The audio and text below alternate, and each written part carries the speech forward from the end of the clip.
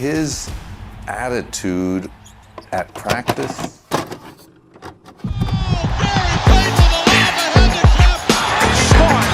Hey guys, this is Dominique Wilkins. Hey, this is Sean Kemp. This is Gary Payton. Hey, this is Pau Gasol. NBA fans, what's up? This is Vince Carter here. Hey, what's up? This is Matt Barnes. If you're an old school NBA fan like I am, make sure you check out the Basketball Time Machine with my man Sean David. Hey guys, what's good? Welcome back to the Basketball Time Machine. My name is Sean David, and I welcome you back to your weekly dose of old school NBA basketball. In today's episode, I want to take a look at what NBA legends have to say about Bill Walton. And Bill Walton, to me, is one of those guys where it's super hard to judge how good he really was, obviously because of his many injuries. Still, he was voted a top 50 and top 75 player, so interesting. Now let's take a look what NBA legends have to say.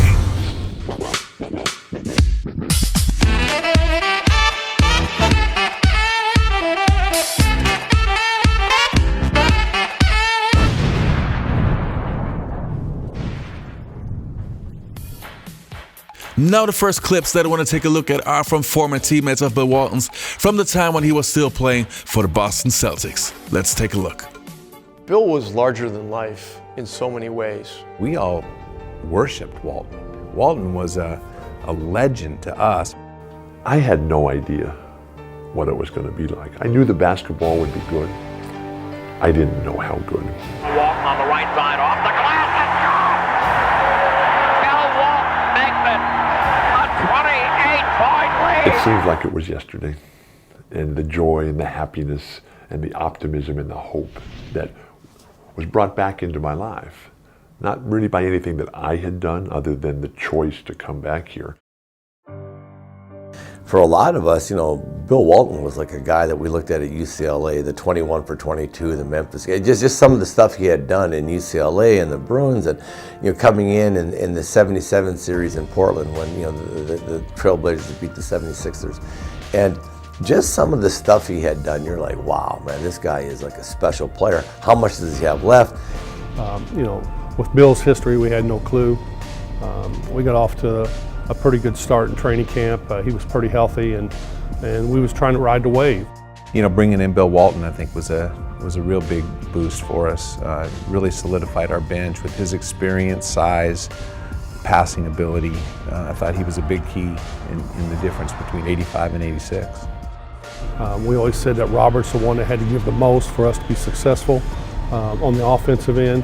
Then when Bill came, Bill was all about winning, so it made the transition very easy. And the next clip that I want to take a look at is from Shaquille O'Neal. And Shaq and Bill Walton had a very icy relationship. Shaq even said back in the days that he believes that Bill Walton is not a top 50 player because of his many injuries. Interesting. I will say something about that later at the end of the video. But let's take a look what Shaq has to say. I heard Mr. Walton's comment, and I think Mr. Walton has broken the big man pecking order code, Ordinance 2257, which means his resume isn't quite good enough to speak on what I've done.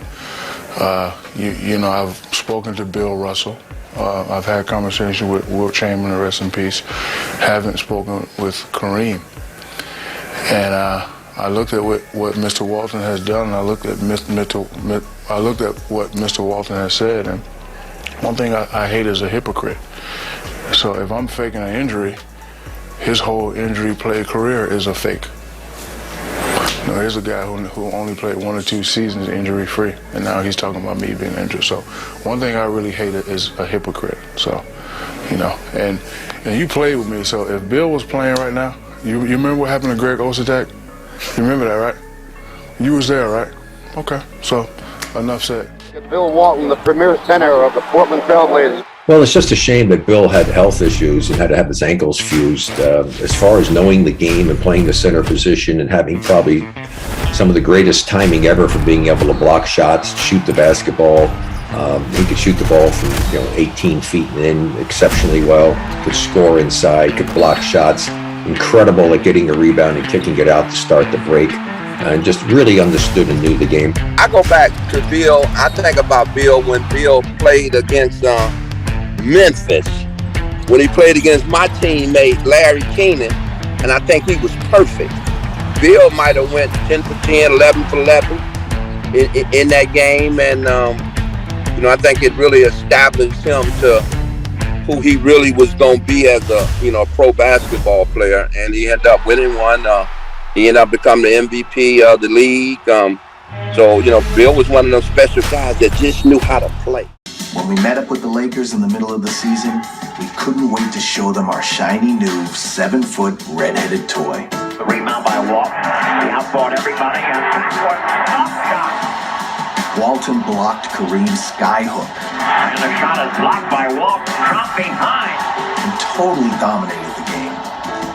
Worthy on the cut to McGee, and the shot is blocked by Walton. All right, so the next one is Kareem Abdul Jabbar. Well, greatest player I ever played against when you by far. dunked on Kareem. Well, we won the game. I played to win. Throw it down one time. There please. you go. We had Maurice Lucas, we had Jack Ramsey, and nobody else did. And that's why the Blazers were one of the great teams ever. But you were not, you were a victim sometimes too, Bill, because I want to know, next up, what were you thinking when Dr. J Dr. J was you. the single most vibrant, exciting, dynamic player I ever played against by far. Kareem was the best player. Right. But Dr. J, what he did, coming down the lane, oh my gosh, I'm there, I have it. Oh, come on, ref. He's using my shoulder as a catapult. And one reason why I have so much admiration and respect for Bill, one of the first places he stopped at when he came to Boston was my house to make sure that I was comfortable with him being on the team. Why, I don't know, because I had no say in personnel. But he felt like it was important.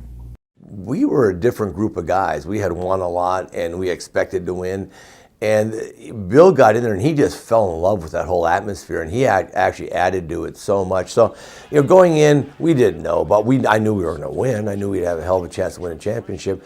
But he brought together kind of a camaraderie between everybody that was really fun. Y'all need to go back and watch him play in college. And then he goes to Portland and wins a championship, beat Julius Erving and them, the Philadelphia 76ers. Got hurt early and became an ultimate team player. And Larry and them loved him because they knew that, he came to cheer them on, okay? And, with his experience and his knowledge helped them, gain another championship. But I love Bill Walton, love Bill. Bill Walton's next act following an iconic basketball career in college didn't play out the way most thought it would. Well, when you talk about Bill Walton and his career, it's really bittersweet. We'll get to the bitter first. I mean, he had just chronic ankle issues, multiple surgeries. It makes you wonder what if. What if he had been healthy his entire career? What kind of career would he have had? One of the all-time greats, even with the injuries, but without the injuries, he could have been just right through the roof. But now we'll talk about the sweet. Before those injuries, he was a classic big man, great court vision. The offense ran through him, good defender. In 1977, he beat Kareem Abdul Jabbar in the Western Conference Finals, then went to the NBA Finals against Philadelphia 76ers. Portland fell behind 0-2. He led the comeback, averaged 19 points, 18 rebounds in that series, Finals MVP. And the next year in a row, he was even better. The Portland Trailblazers started 50-10. And that's when the injury started, and he would never be the same.